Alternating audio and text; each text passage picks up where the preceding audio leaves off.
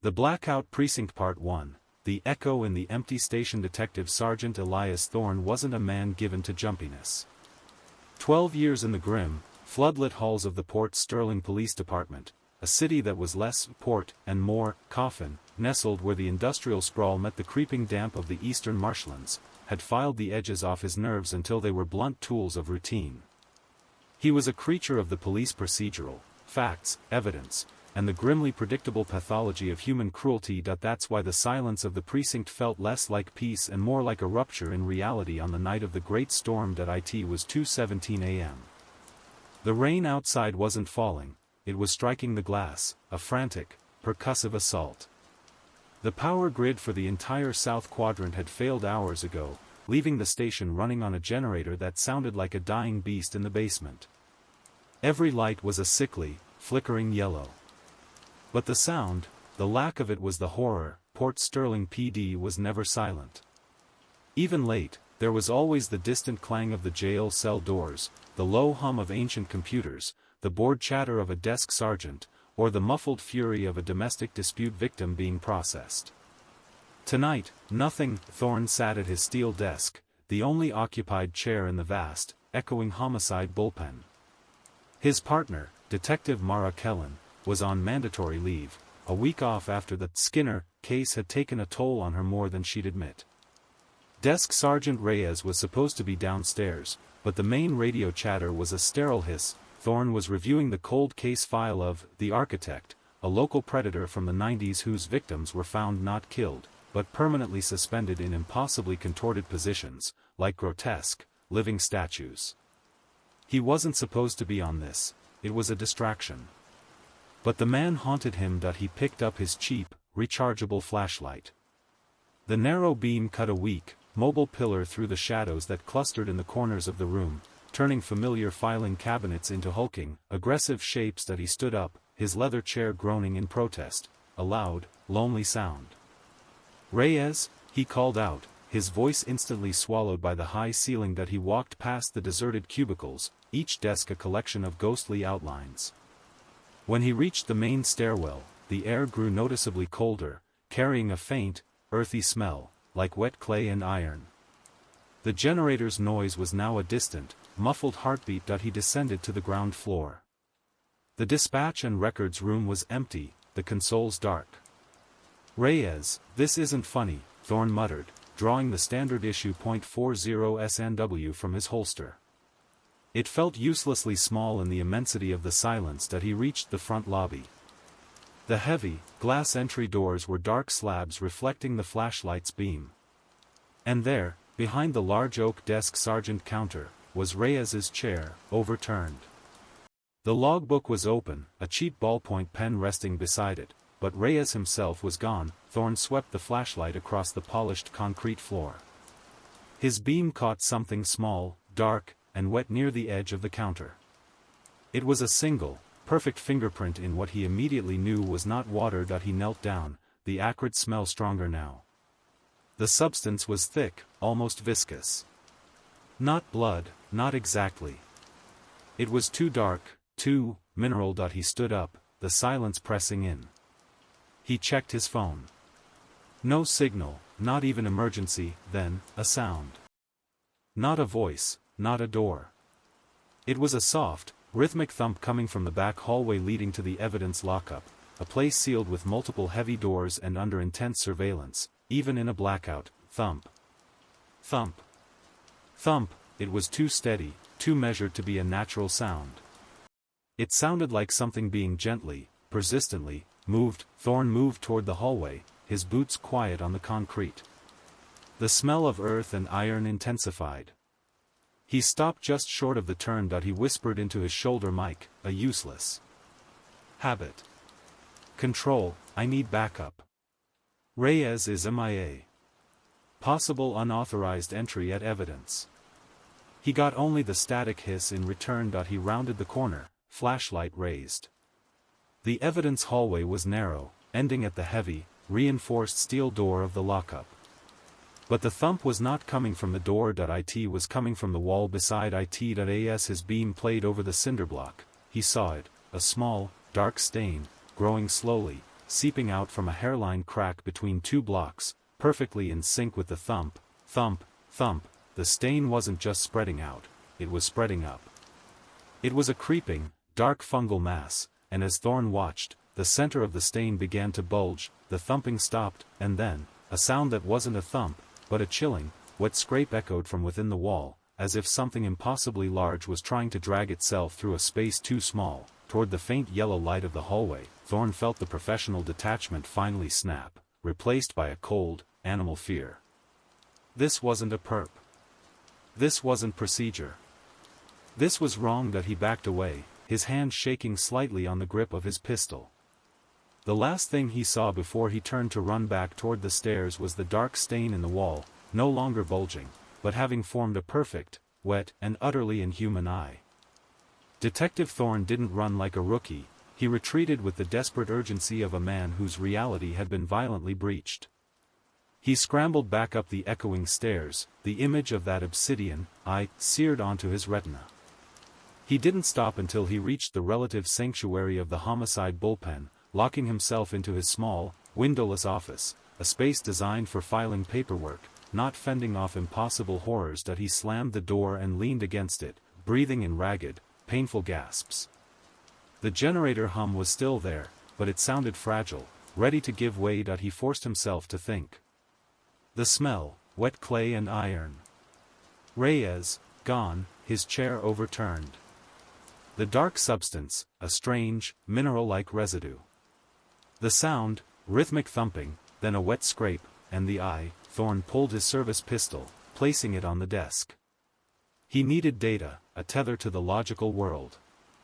His eyes fell back on the open file. The architect operated in Port Sterling in the late 90s, vanishing without a trace. The pattern was always the same, a lone victim, usually a vagrant or someone with few ties, found installed in a public place. They weren't just murdered, they were structurally modified.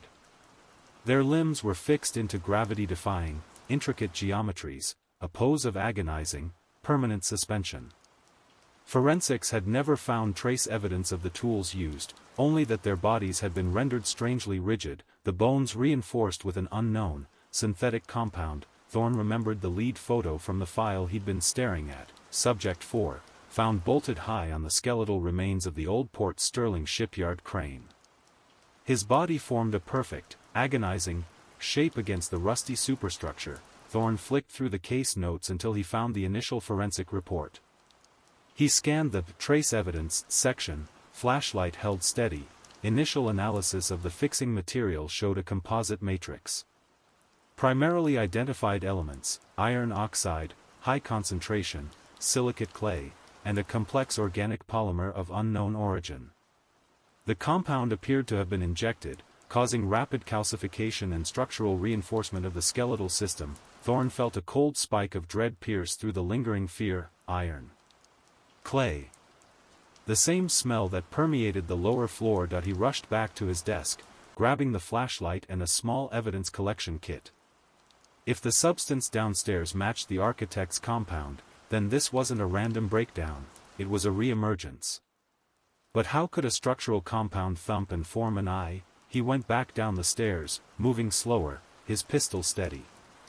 The main lobby was exactly as he'd left it, silent, empty, the light struggling. He crept back towards the hallway to the evidence lockup. The dark substance had spread. The wall crack was wider now, an obsidian fissure running 3 feet high. The whole area smelled like an open grave. He approached the spot where Reyes's chair had been overturned. He knelt again, shining the light on the dark print he'd seen earlier. This time, he didn't just look, he collected. He scraped a tiny, glistening sample onto a sterile slide, placing it in the protective envelope. Then, he noticed something he'd missed in his initial panic. The dark print wasn't a random smear. It was a partial print, yes, but it wasn't a finger. It was a handprint composed of 5 separate, distinct, interlocking geometric shapes. A perfect, crystalline pattern. Thorne quickly flipped the logbook over. On the back cover, beneath the faint impression of Reyes's notes, was a crudely drawn symbol, a vertical line bisected by 2 perpendicular horizontal lines, forming a distorted H that was almost an architectural blueprint. It was the same symbol found carved into the chest of the last architect victim. Reyes hadn't run. Reyes had been working late, alone, when the storm hit. He was likely reviewing something, a file, an object. Something that summoned this. Thorne's blood went cold as a sudden thought struck him. Where would Reyes have put something sensitive, something he wanted to study privately, away from the prying eyes of the main evidence room? He looked back at the overturned chair. Behind the main counter was a small, locked metal safe where officers sometimes stashed personal effects or sensitive preliminary evidence before formal logging. He tried the combination, the last 4 digits of the precinct number. It clicked open. Inside, nestled on a bed of beige padding, was a single object. It was small, no bigger than a paperback, and completely encased in the dark, clay-like compound. It pulsed with a faint, almost imperceptible warmth. The substance had hardened around it, forming a casing that was smooth, cold, and flawless. As Thorne reached for it, the lights in the main lobby, already weak, flickered, dimmed, and died. The generator noise in the basement sputtered once, choked, and went silent. Total darkness. Thorne was plunged into a blackness so profound it felt like pressure on his eyes. For a terrifying, silent second, he was blind, the darkness amplified by the sudden, absolute silence. Then, his eyes registered the faint, sick yellow glow of his flashlight, still clutched in his hand, and from the evidence hallway, no longer just a scrape, but a sound like 100,000 tiny, hard legs skittering on concrete, growing louder, and heading straight for him. He was alone, in the dark, with the architect's signature material now active, and whatever it had birthed was moving. The darkness was not an absence of light, it was a physical presence, thick and suffocating. The skittering sound intensified, a rushing tide of clicks and scratches that seemed to fill the very air. Whatever it was fast, and it was no longer trying to drag itself through the wall, it was loose. Thorne didn't hesitate. He thrust the warm, clay-encased object into his coat pocket, a desperate, foolish instinct, and sprinted. He didn't bother with the stairs, he cut straight through the bullpen, vaulting over a desk and heading for the rear fire exit, the fastest way to his unmarked cruiser. He could hear the clicking things now in the main lobby behind him.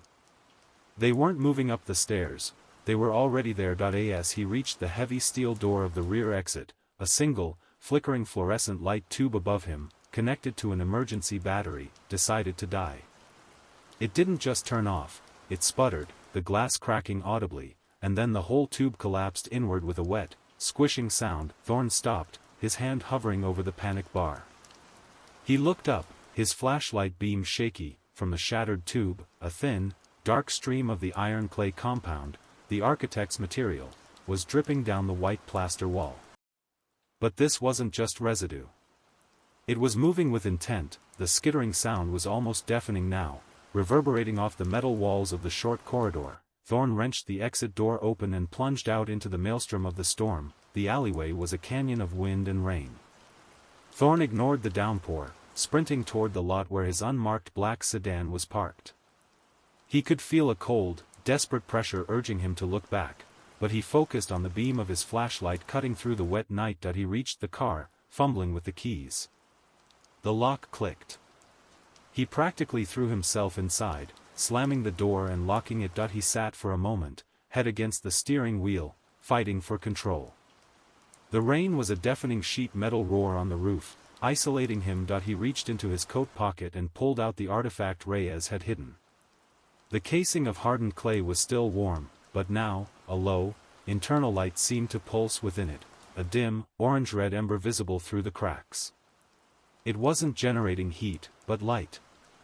A living light. As he held it, a chilling, metallic scent of ozone and wet earth filled the car's cabin, overpowering the scent of rain. Thorne turned the ignition.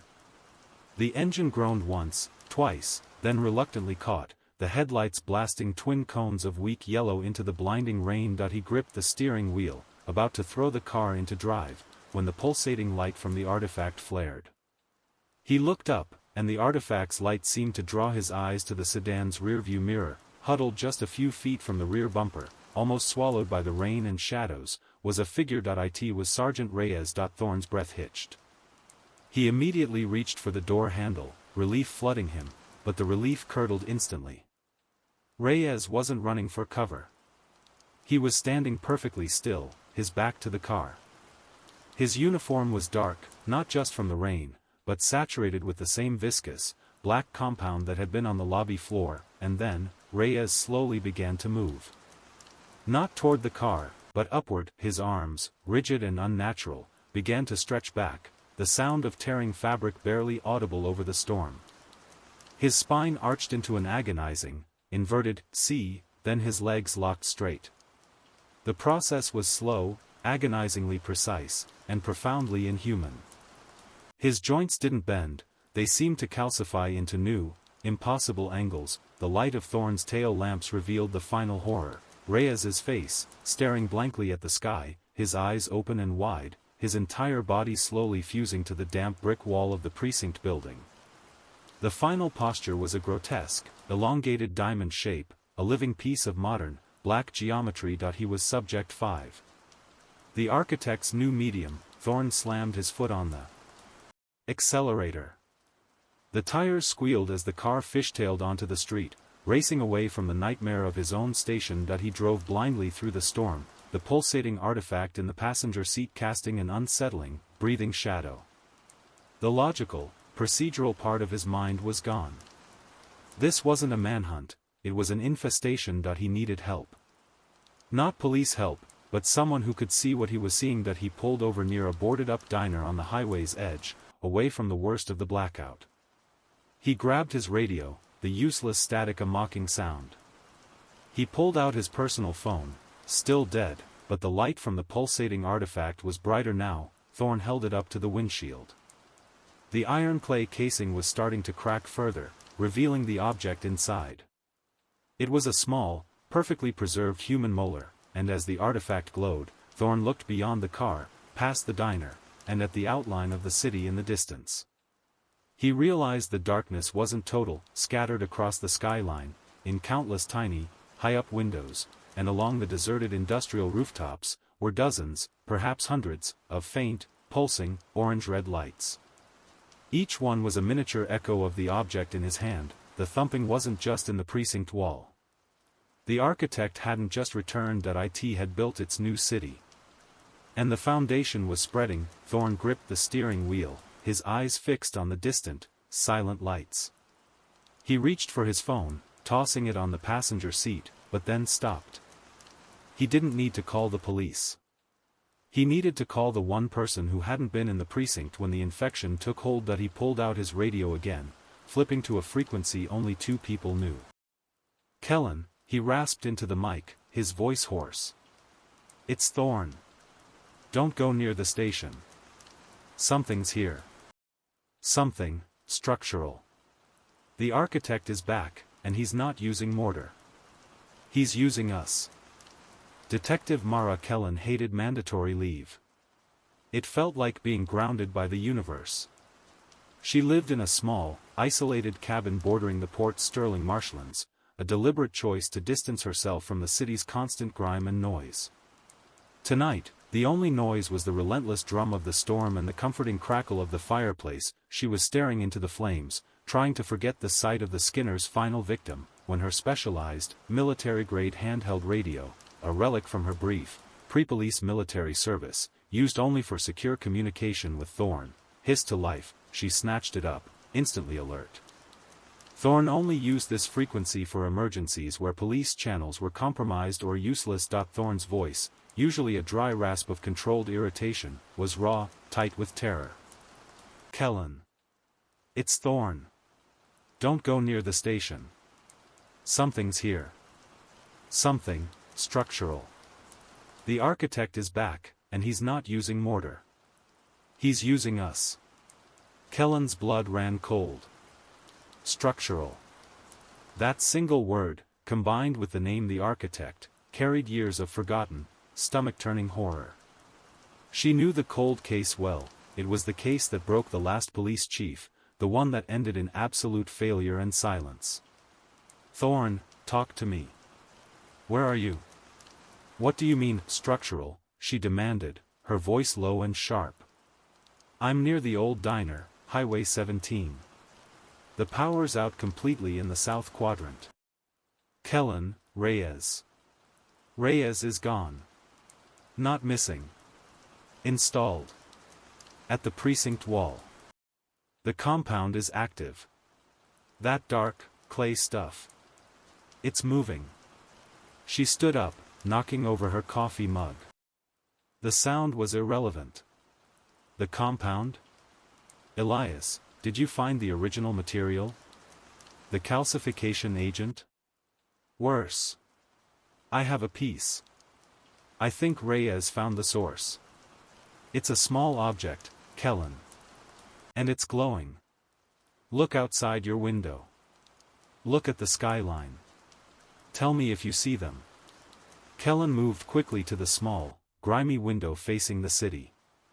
The marshland beyond the glass was pitch black, a vast sponge of night absorbing all light.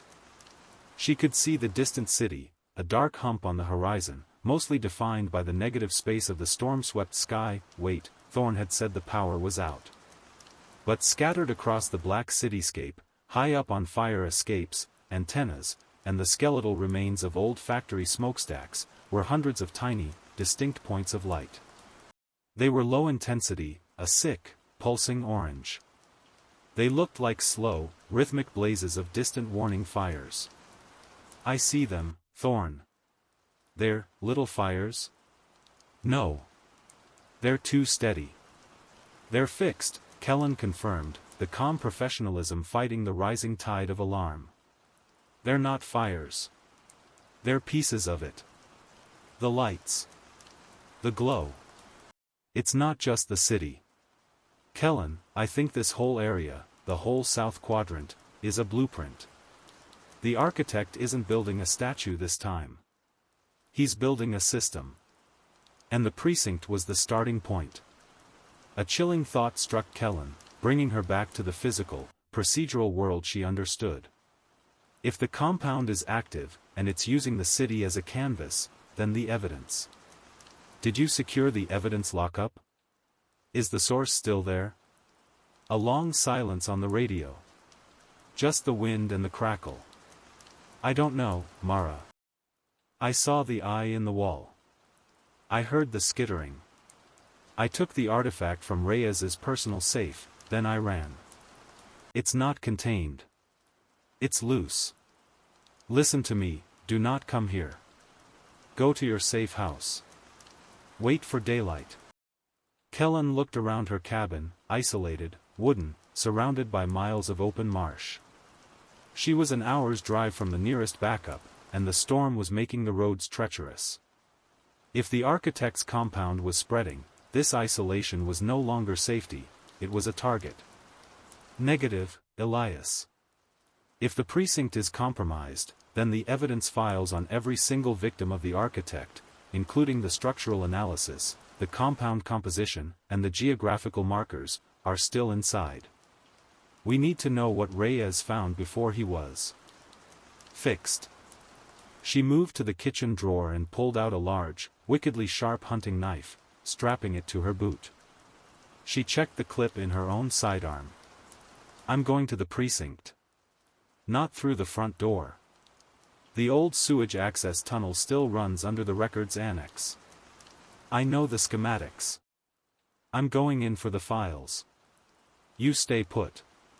You have the active source, you are the priority. Keep that thing in a lead container.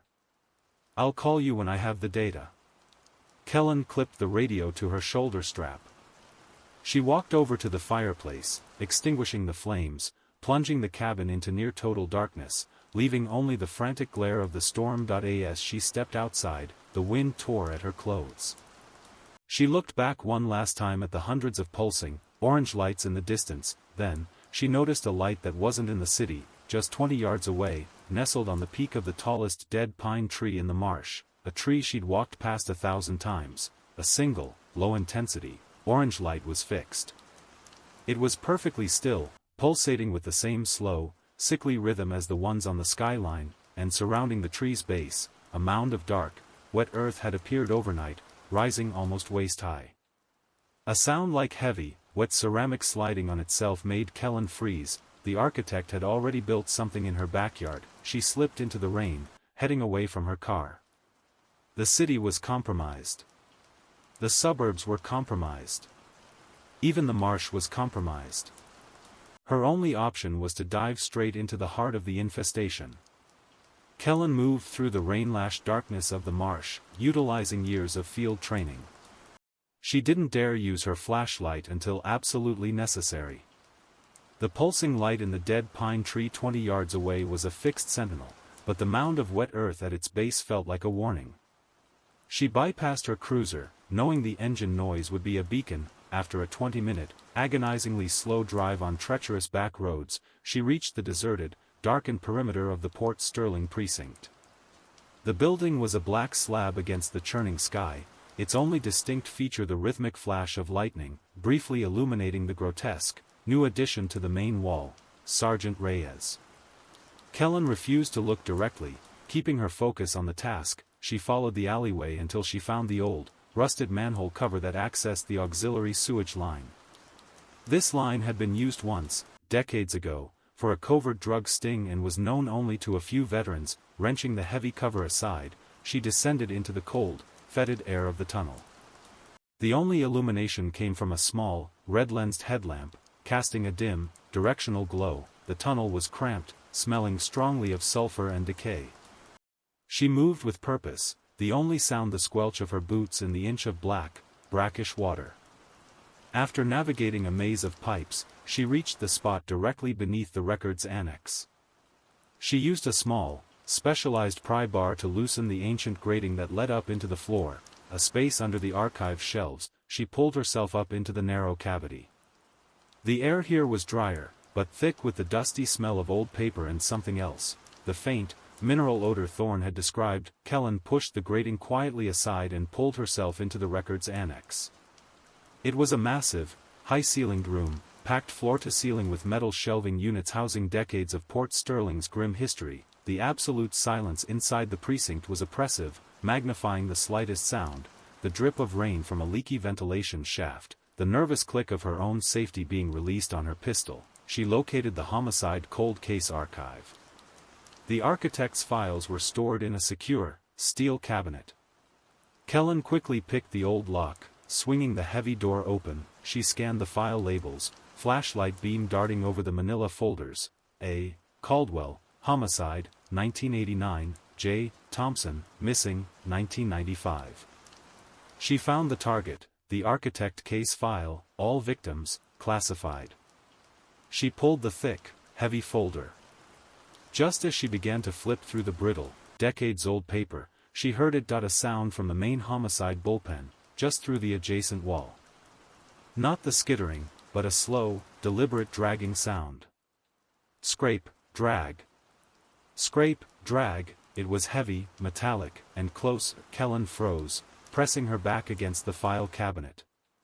She held her breath, listening intently. The dragging stopped, replaced by a low, persistent tapping sound, like a finger repeatedly striking concrete. Ignoring the terrifying sound, Kellen focused on the file. She found the structural analysis report Thorne had mentioned.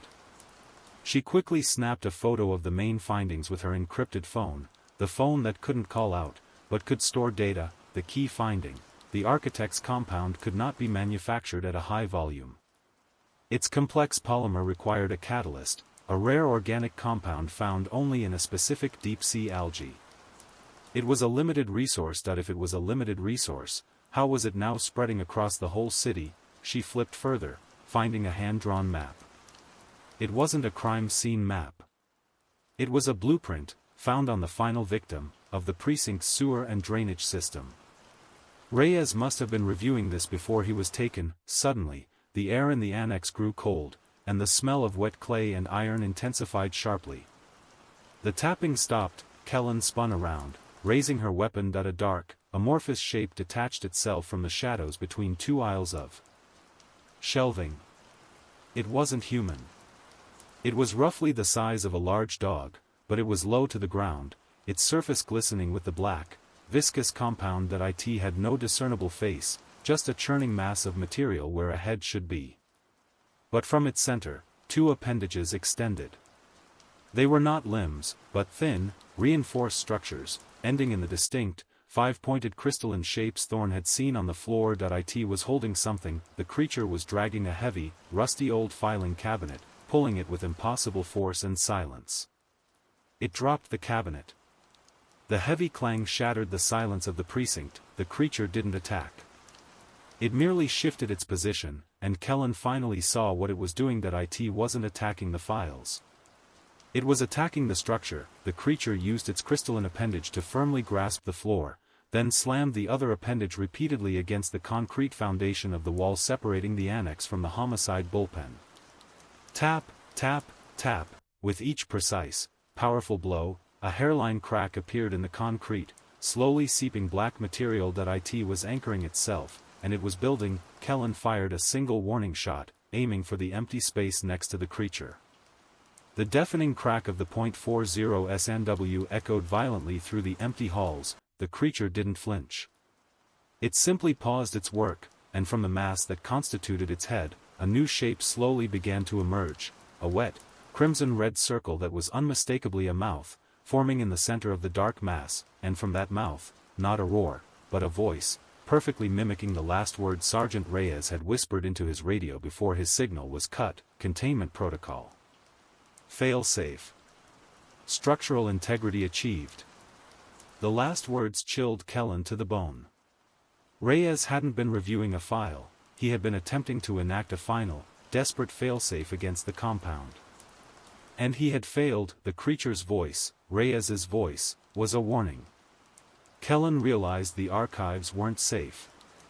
The entire precinct was being reinforced by the compound, turning the building itself into a massive, locked coffin. She tucked the file under her arm and bolted for the sewage access point, knowing she had to get out, and knowing the creature was no longer targeting her, but the structural weak points of the building. The architect was fortifying his creation. Thorn sat hunched in the driver's seat of his cruiser, the heavy rain still pounding the roof. He had moved the car deep into a wooded area off Highway 17, away from the terrifying, silent lights of the city. He had followed Kellen's instructions, sort of. He was prioritizing the artifact he carried, the pulsating object Reyes had hidden. He had placed it on the passenger seat, inside a heavy-duty, steel evidence tin, but the glow from within the compound was intense enough to bleed through the metal and paint the inside of the car a pulsing orange. He was focused on the molar. The hardened iron clay casing was slowly, deliberately cracking, not shattering. The material was moving, like a dense, viscous liquid trapped in a permanent state of petrification. As the cracks widened, the object within became clearer, a perfectly preserved, slightly oversized human molar, glowing with an internal, biological luminescence. Thorn, the procedural cop, needed to analyze. He needed a hypothesis. He pulled out a pair of sterile surgical tweezers and carefully chipped away the last fragments of the dark compound around the tooth's root. The molar was warm to the touch. It was not inert bone, it was active. He held it up to the dim flashlight beam, turning it over. It was immaculate, almost polished. As he looked closely at the crown, he saw faint, nearly invisible etchings, not accidental cracks, but microscopic, deliberate carvings. They were a sequence of numbers, repeated in a tight, dizzying spiral around the center of the tooth. Thorn pulled out his notepad, squinting as he transcribed the sequence, the glowing tooth providing the only real light. 133.37. 222.10, 10.00. 02.17. The first two sets of numbers looked like geographical coordinates, potentially military or maritime, but the last two were clearly time. 10.00. 02.17. He flipped his notepad over, thinking back to the chaos he'd just fled. He pulled out his phone again, ignoring the lack of signal, and checked the screen. The time display was frozen at 02:17 a.m. That was the exact time the power grid had failed completely, the generator had died, and the true horror had begun in the precinct. The time he had looked at his watch just before he saw the overturned chair. Thorn's blood ran cold. The final number wasn't a marker of when the event had happened, it was a marker of when the object had been activated. But what was 10:00? He heard a sudden hiss from the radio. breaking his intense focus. Kellen. Elias, are you there? I'm out. I have the files. Reyes tried to contain this, not flee. He found an old blueprint of the city's drainage. The architect isn't building on the city, Elias. He's building under it. The sewage system is the scaffolding. Thorne swallowed, connecting the pieces. The coordinates, they wouldn't be locations on a map, they would be depths and lengths within the sewer schematic. Kellen, I have the key. I have the source. It's a molar. It has time stamped on it. 2:17, that was the moment the power died and Reyes was taken. It's a timer, Kellen. And there's another number, 10 o'clock. What if that's the next event? A 10 o'clock trigger? Morning or night? Kellen's voice was strained, breathless. Elias, I found a key piece of information in the structural analysis. The compound is biologically active, but it's only stable when it's accelerating. If it stops, if it reaches equilibrium, the internal stress causes a catastrophic structural failure, like rapid, microscopic decay. A failsafe, Kellen? No. A deadline. The architect has to complete the structure before it decays. Every activation is a new surge, a new step in the building process. The compound is limited, remember? He has to place it precisely. If the object in your hand is the master activation key, then 10 o'clock is when the next major piece of the structure locks into place. Thorne looked at the molar in his hand, now pulsing with a steady, metronome-like glow. If 10 o'clock is the next activation, we have less than 8 hours. We need to find out what 10 o'clock represents. I need to know what Reyes found out about the drainage blueprint. I'm sending you the schematics now. It's too big for the radio. I'm transmitting the file using that old military band protocol we set up. Find a working monitor. Find a way to power up a console. The precinct is a fortress now, I can't go back. Find the coordinates I'm sending you. They correspond to the most complex intersection on the blueprint. Reyes circled it. Thorne quickly plugged his radio into his cruiser's ancient laptop. The heavy data file began its agonizingly slow transfer. As the data crawled across the screen, Thorne looked back at the glowing molar. He noticed the base of the root was not merely smooth, it was subtly serrated, like a gear in a clockwork mechanism. It wasn't just a key. It was a cog, and then, as he watched, the small, glowing molar in his hand began to spin slowly on his palm, an almost imperceptible, smooth rotation. It was ticking down the minutes, not to 10 a.m., but to the moment the architect's entire structure would be completed, or would tear itself apart. The realization struck Thorne with the finality of a death sentence. The entire south quadrant, all the flickering lights, all the people in the blackout, were not just victims or witnesses. They were trapped inside a machine, and the tiny, glowing tooth in his hand was the mainspring. The old cruiser laptop finally whirred, spitting out the heavily encrypted schematics Kellen had sent. Thorne opened the file, a detailed, color-coded blueprint of the Port Sterling municipal drainage and sewage system, overlaid with geological surveys. The map was a terrifying spaghetti of tunnels, pipes, and access points. But Kellen was right, certain sections were heavily annotated. Thorne immediately zeroed in on the 3 coordinates etched into the molar, 133.37, this wasn't latitude or longitude. On the blueprint, it corresponded to the depth, in meters, of the system's main pumping station under the old Port Sterling steel mill, the lowest point in the entire drainage infrastructure. 222.10, this corresponded to the length, in meters, of a specific, sealed-off pipe segment that ran directly beneath the Port Sterling Memorial Hospital. Reyes had circled this segment in thick red ink. 10.00, the time. The deadline. Thorne pulled up the section Kellen mentioned, the complex intersection Reyes had circled. It was a massive junction point, a huge, underground concrete chamber where 4 major sewage lines converged, right beneath the city's largest, oldest, and currently non-operational clock tower. On Reyes's annotation, the simple, distorted H symbol, the architect's mark, was drawn over this junction point that he radioed Kellen, who was now moving through the back streets of the blackout zone, heading towards a rendezvous point outside the hospital zone. Kellen, I have the data. The first two coordinates are depth and length, the pumping station and the pipe under the hospital. Reyes's mark is on the convergence point beneath the clock tower. A massive junction chamber. The clock tower, Kellen repeated, her voice clearer now, the determination back in place. That makes sense. The architect isn't just a sculptor, Elias, he's a geometrician. He always dealt in perfect shapes. The clock tower is the highest structural point in the south quadrant. It's the apex. If he's building a system, that's where the control point will be. And the time, Kellen. 10 o'clock, that's less than 7 hours now. The molar is spinning faster, Mara. It's the mainspring.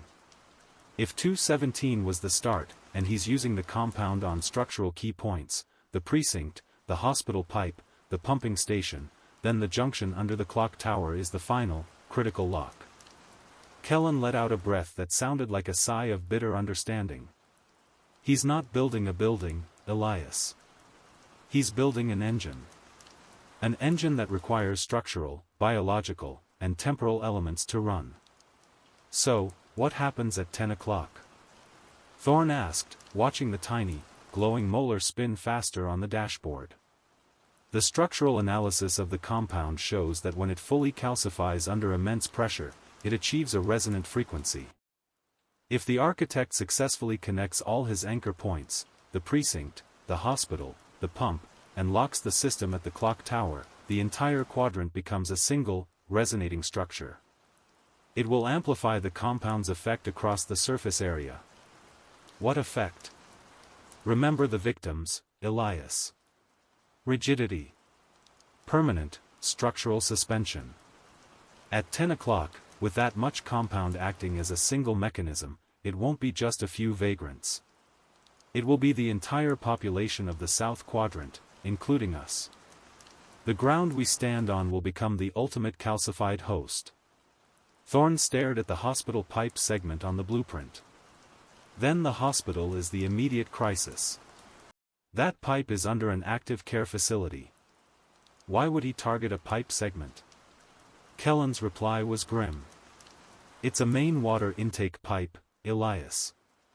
And the structural report says the compound's propagation is exponentially increased through high moisture environments. Reyes circled it for a reason. He was planning to flood the system to slow the calcification. But he failed. We can still use his plan, Thorne said, grabbing his keys. We have to hit the 3 anchor points. We don't have time to dismantle them, but we can disrupt the flow, destabilize the compound at the critical pressure points before the clock tower lock-in. I'll take the pumping station. It's the deepest, highest pressure point. I need to get water moving. You take the hospital pipe. It's the most time-sensitive. Agreed. If we can flood the pipe under the hospital and simultaneously blow the seals at the pumping station, we might destabilize the compound enough to stop the clock tower activation. Meet me at the clock tower junction at 9:30 a.m. No later. If I don't see you, I hit the lock myself. Thorne threw the cruiser into reverse. The pulsing light of the molar cast a sickening glow on his face. Stay safe, Kellen. And Mara, don't let that thing talk to you again.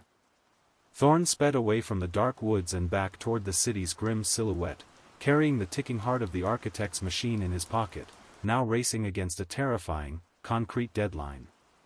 The game was no longer about finding a killer, it was about dismantling a doomsday clock built into the very bones of the city. Kellen drove her heavy-duty pickup truck through the dark, waterlogged streets, relying on the knowledge that the generator failure meant zero traffic. The Port Sterling Memorial Hospital was a hulking, 15-story structure, now a silent, terrified island in the blackout. Its emergency lights were dim, casting a blue-white sheen that made the building look less like a place of healing and more like a mausoleum, she parked blocks away and proceeded on foot, moving through the rain-swept service alleys. The air here was cleaner than at the precinct, but the pervasive scent of iron and wet clay was still present, faint but persistent. Like a bad memory, Kellen knew the hospital's sub-basement access well. She'd investigated a drug overdose there 3 years prior. She slipped past the darkened loading docks and found the ventilation shaft access grate. It was a risky entry, but faster than trying to bluff her way past the skeletal security staff on the main floor, she descended into the sub-basement, an area of exposed concrete and deafening HVAC machinery, most of it silent now. The emergency lights were weaker here, casting long, fractured shadows. Her target was the main water intake valve, located behind the massive maintenance boiler. According to Reyes's notes, the critical pipe segment, 222.10 meters in length, ran directly above a cluster of critical life support systems on the floor above. Kellen found the junction. The huge, 4-foot diameter pipe was clearly marked.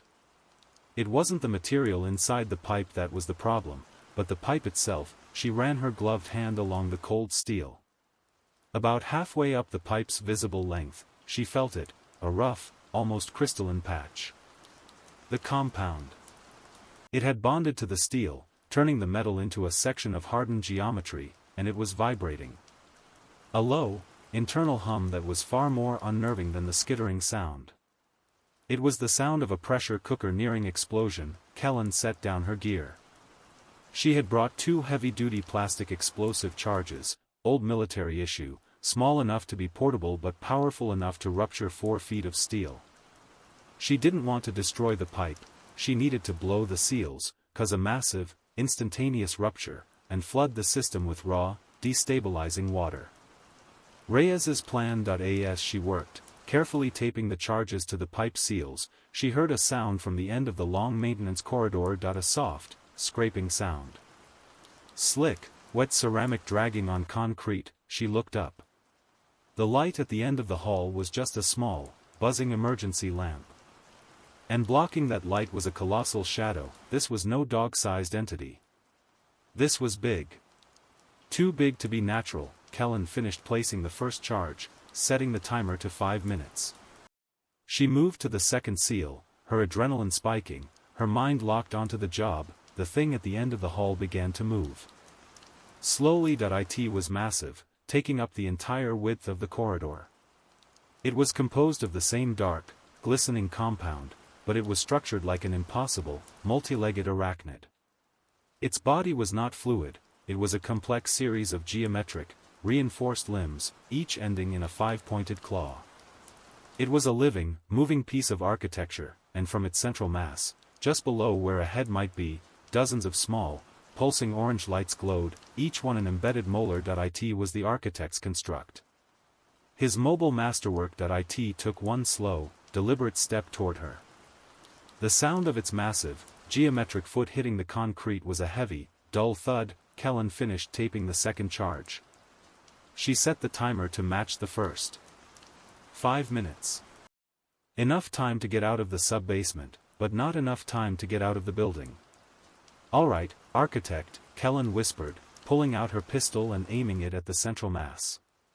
"Let's see if your blueprint accounts for internal pressure." She fired 3 rounds, aiming at the compound. The bullets hit the dark, reinforced material with a sickening clink and ricocheted wildly off the cement walls. The compound was far too rigid. The construct stopped. And just like the smaller creature at the precinct, a sound came from its central mass. Not a voice, but a composite sound, a grinding mix of bone, clay, and static electricity. It projected a single word, distorted, echoing, and layered with the voices of countless whispers: disruption. Unacceptable. Structural violation. Unacceptable.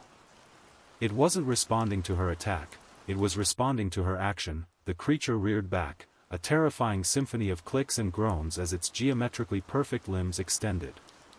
It was too far to reach her, but it didn't need to point. One of its massive, serrated legs slammed down onto the concrete floor of the corridor, precisely where a structural pillar supported the hospital above. Crack. A deep, vertical fissure shot through the concrete floor towards Kellen's position. The ground vibrated violently. The pressure was building. Kellen didn't wait. She turned, scrambled up the steel ladder, and burst back into the upper floor of the hospital's maintenance wing, pulling the heavy grate shut behind her. She heard the 5-minute timer beep softly on her wrist, counting down the seconds to the pipe rupture, and below her, she heard the colossal, geometric creature begin to scrape and drag its way up the ladder. The sound of tearing metal and splintering concrete signaling its immediate pursuit. She was outside the sub-basement, but the creature was not contained. The countdown was on. She had to get out of the hospital now and make her way to the clock tower before the subterranean engine reached its destructive, structural perfection. While Kellen was setting her charges beneath the hospital, Thorne was navigating the treacherous, flooded access road to the Port Sterling pumping station. Located in a low-lying industrial valley, the generator failure had allowed the storm to turn the site into a dark, wind-whipped lake. The pumping station was less a building and more a deep, reinforced concrete silo, designed to draw massive volumes of water from the marshlands and push waste out to the sea. Thorne knew the internal layout from years of dealing with environmental crime. It was a labyrinth of catwalks and high-pressure valves. He used his cruiser's winch to secure a line to the main access hatch, then rappelled down into the cavernous darkness. The air below was thick with the smell of brine, decay, and the ever-present, cloying scent of wet clay and iron. The vast chamber was only lit by the frantic, sweeping beam of his flashlight and the steady, orange pulse emanating from the molar, the ticking clock, now nestled securely in his chest pocket. He was standing on a metal catwalk, dozens of feet above the roaring, churning water below. The noise was immense, the sound of the marsh fighting the concrete structure. Thorne located the primary intake valve, a huge, rusty wheel designed to control the flow from the underground reservoir.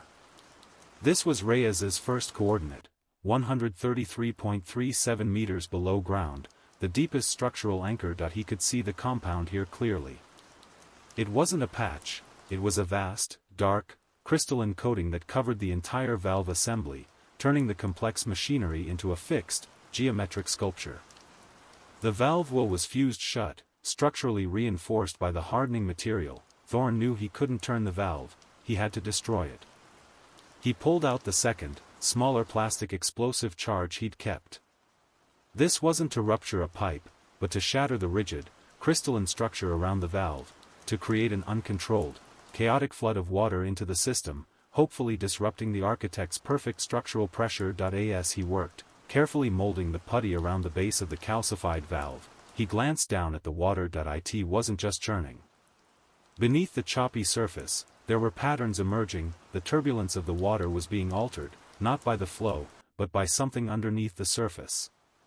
The waves were forming rigid, angular shapes, perfect, fleeting triangles and squares, momentarily captured in the water's surface before being pulled apart. And then, he saw the movement, not in the water, but through the water.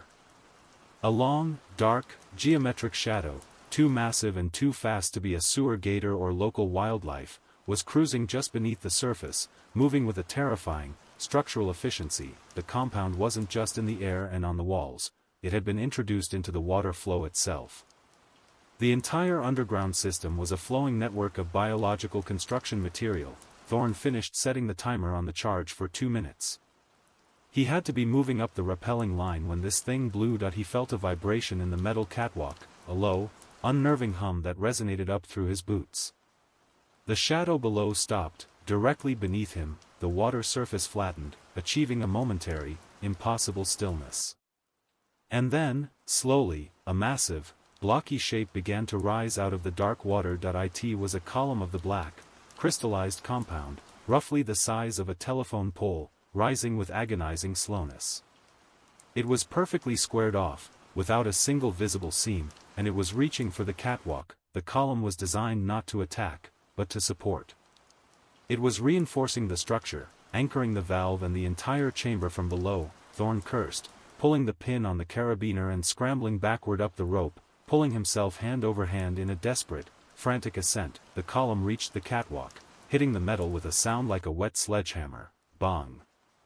The entire structure shuddered. He reached the hatch just as the column began to spread, solidifying the catwalk and sealing off his escape route.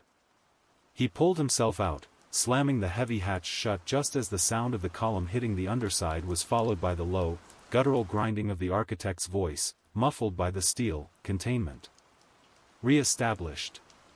Thorne didn't pause. He ran back to the winch, scrambling for cover behind the heavy concrete foundation of the exterior structure. He slammed his hands over his ears just as the charge detonated. Whumph, the blast was muffled but enormous. The ground shook violently. A geyser of black, steaming water erupted from the main intake, ripping apart the reinforced concrete and spraying a chaotic torrent dozens of feet into the air immediately filled with a thick, choking metallic vapor. Thorne risked a glance back. The valve was gone, and the entire pump chamber was now an uncontrolled mess of escaping water. He had succeeded in creating a massive, destabilizing flood. He checked his chest pocket. The molar was still there, but it was glowing with a frantic, angry intensity, and its rotation had accelerated to a dizzying, silent whirl. He heard the static on his radio crackle. Kellen. Elias. I got out.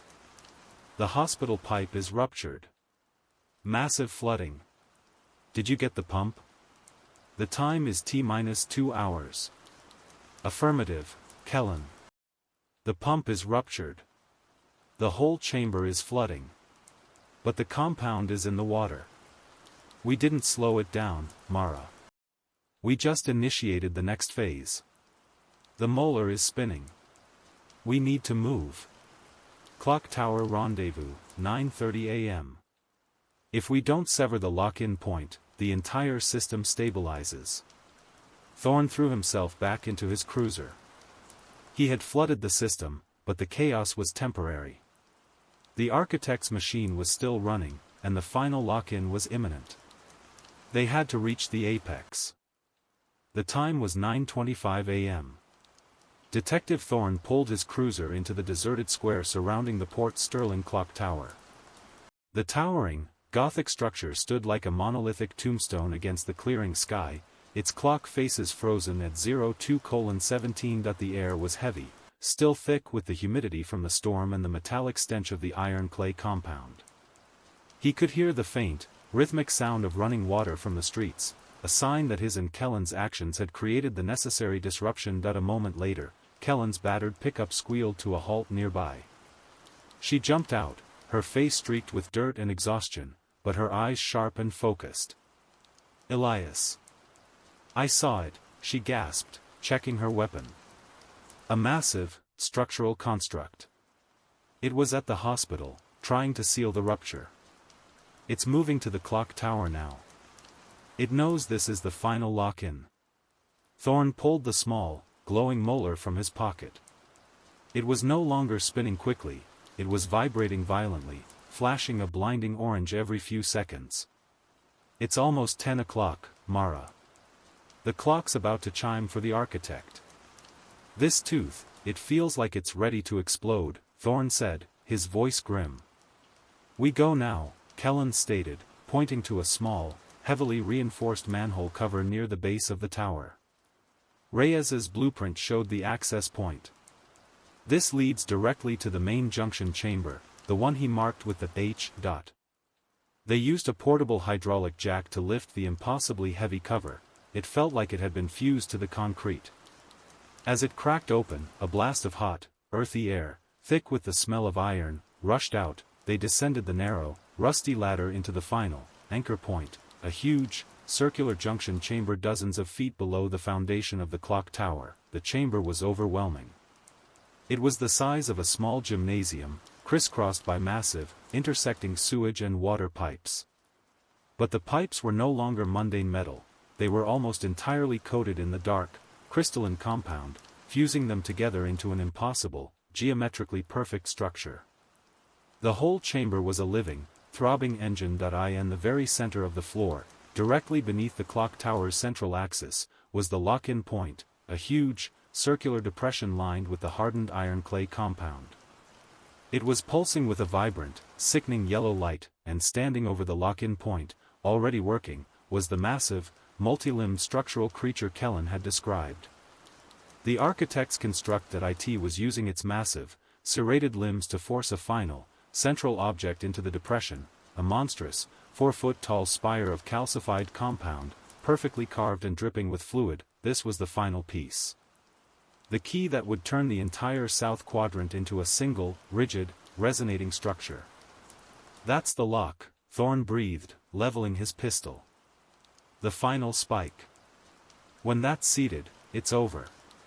Kellen noticed a terrifying detail.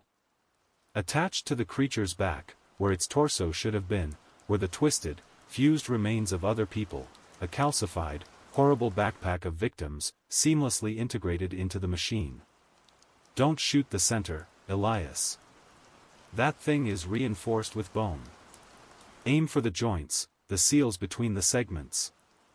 They opened fire, the sound deafening in the echoing chamber. Their rounds slammed into the joints of the creature's limbs, where the dark compound segments met.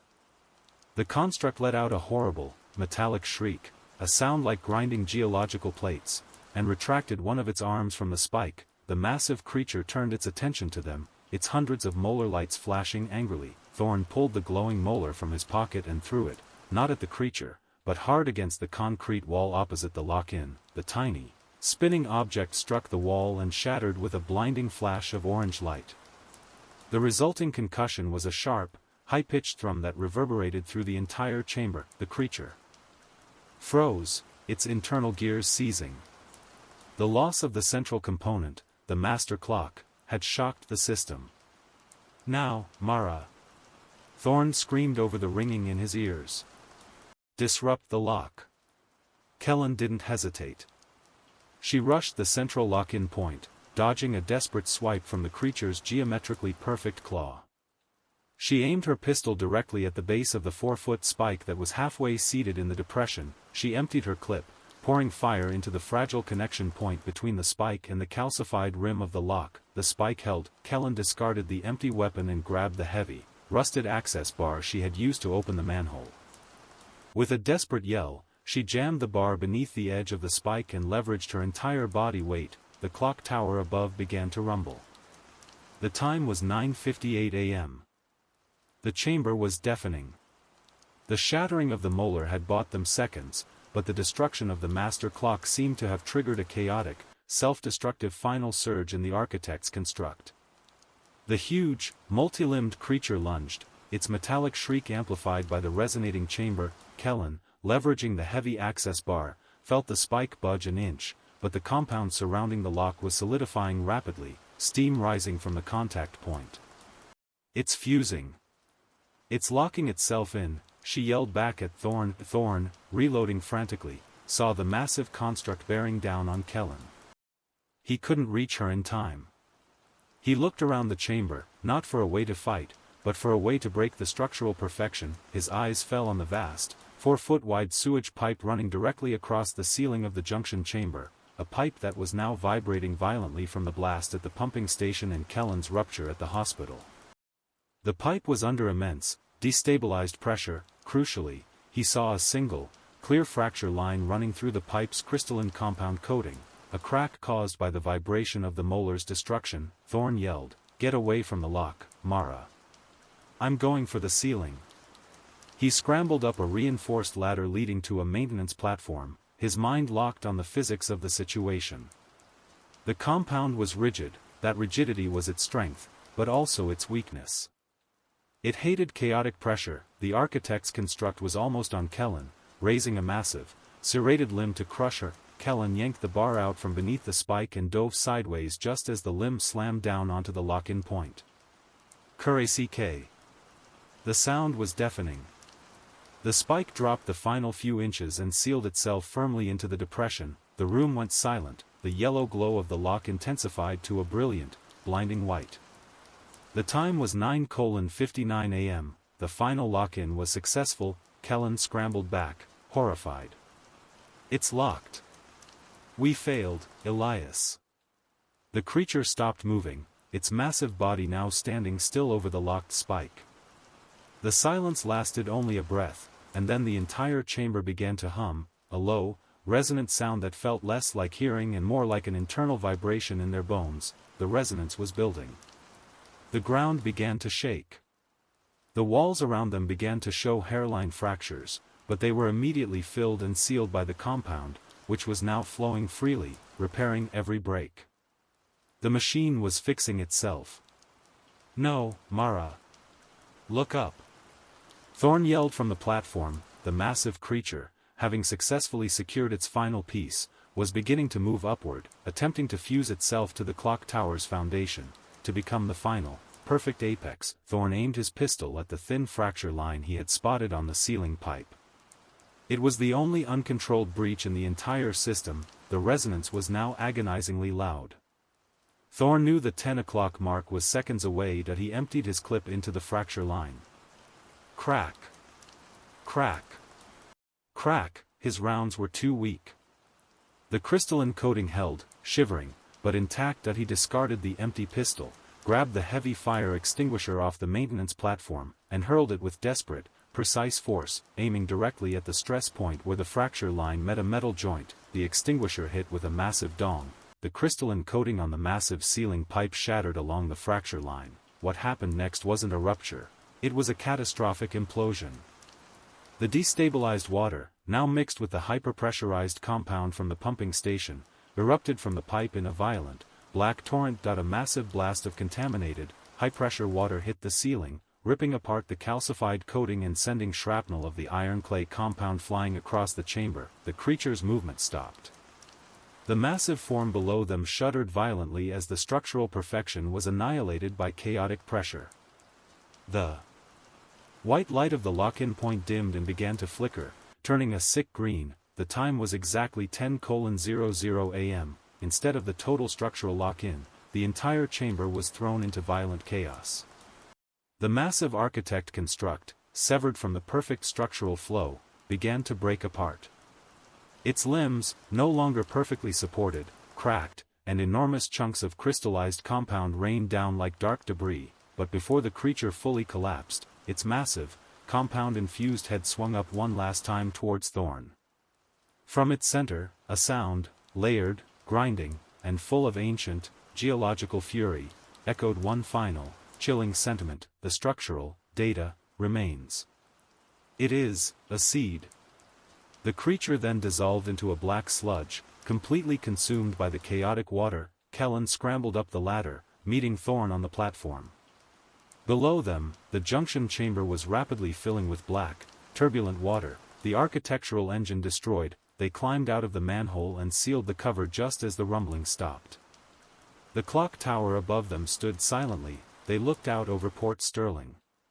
The city was still blacked out, but the hundreds of distant, pulsing orange lights were now fading, dying away into the dark cityscape. They had stopped the resonant lock-in. They had shattered the architect's engine, but Kellen looked down at the manhole cover they had just sealed. Beneath the surface, the dark water was still flowing, still mixed with the compound. She realized the monster's last words weren't a threat of revival. They were a statement of fact. The data, the formula, the compound, the structural geometry, was out there, flowing through the city's veins. "The seed, Elias," Kellen whispered, leaning against the damp brick of the tower base. "He's gone, but the material, it's still in the system." The sun finally broke through the clouds, painting the wet streets of Port Sterling in a sickly, pale yellow light. Detectives Thorn and Kellen stood at the base of the clock tower, utterly spent. The immediate threat was gone. The city's power was slowly flickering back on, block by block, replacing the unnatural silence with the sounds of sirens and stunned confusion. They were officially off the books for the next 24 hours. The official report would state that a massive, subterranean plumbing failure, exacerbated by the storm, had caused widespread damage and the disappearance of Sergeant Reyes. They would accept the lie. Thorn pulled out the shattered remains of the molar from his pocket, a few shards of glowing enamel and the black, crystalline dust of the architect's final failure. "We stopped the engine," Thorn said, looking at the city's recovering skyline. "We disrupted the structural integrity before the resonance could start. No citywide calcification." Kellen nodded, but her eyes held a deep, unshakable dread. She pointed to a massive crack that ran down the side of the clock tower's stone foundation, a fracture that hadn't been there before the 10 o'clock deadline. The crack was clean, precise, and geometrically perfect, a sharp, unwavering line. "Look at the fracture, Elias. It's not a natural break from pressure. It's a cut." The compound was so rigid, when we destroyed the anchor, the surrounding structures didn't crumble, they fractured along perfect geometric planes. She walked over to a section of the damp pavement where a puddle of the black sludge, the remains of the construct, had dried. It had not dissipated. It had hardened into a patch of incredibly dense, perfectly smooth obsidian pavement, utterly flush with the road. The architect said the structural data remains. He meant the material itself.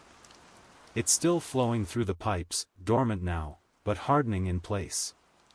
It's not building a creature anymore, it's building a foundation.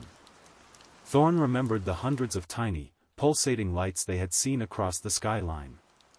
He realized what they were: small, fixed points of solidified compound, anchored into the city's weak spots, its high points, its pressure valves. "The city is reinforced," Thorne stated, the realization hitting him with cold finality. "Every time the sewage system runs, every time the water flows, the residue sets. He's structurally improved Port Sterling. He's made it rigid, stronger, and permanent." Kellen added the most terrifying detail. "And the data is embedded in the molecular structure. It's an inert seed, waiting for the right conditions, the perfect blend of storm pressure, structural stress, and that deep-sea organic catalyst, to reactivate." He didn't build a temporary machine, he built a permanent architectural defense. They had saved the city from immediate petrification, but they had also sealed its fate. The darkness was gone, but the structure remained. They finally drove back to the abandoned precinct in Kellen's truck. The crime scene units were just arriving. The main wall of the station, where Sergeant Reyes had been installed, was sealed off with yellow tape. Reyes was gone. The forensic team had found only a strangely empty, perfectly carved indent in the brick, filled with crystalline dust. The compound hadn't dissolved Reyes's body, it had simply removed the organic material after using it as a temporary scaffold, leaving only the memory of his impossible pose. As Thorne and Kellen walked past the precinct, they glanced back at the wall. The new, perfect square of fresh concrete patching the hole where Reyes had been felt wrong. The entire building seemed to stand